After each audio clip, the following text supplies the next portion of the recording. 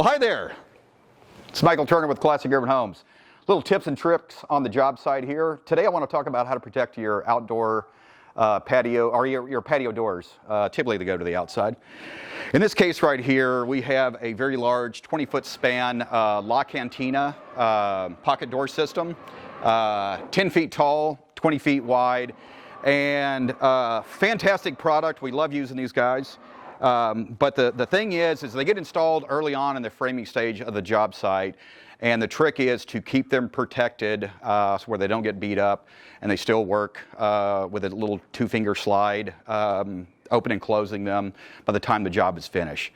And what we have started doing when we install these is, if you look over here with me, is we built a false wall, just some 2x4s and some T-ply to protect them from the outside. Did the same thing on the inside.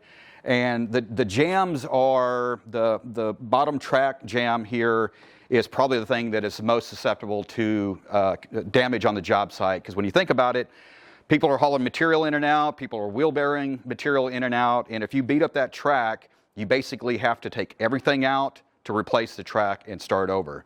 So what we'll do is we build a wood threshold box across here to protect that jam during construction, protect that seal, and then push the panels back inside the wall.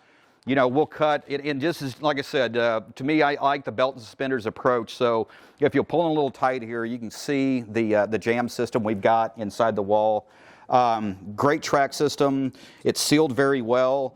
You know, but we'll cut little pieces of foam board that'll tuck back inside of there, and it gives them that much more protection. And so we'll keep this system up until we're as close to the end as we possibly can.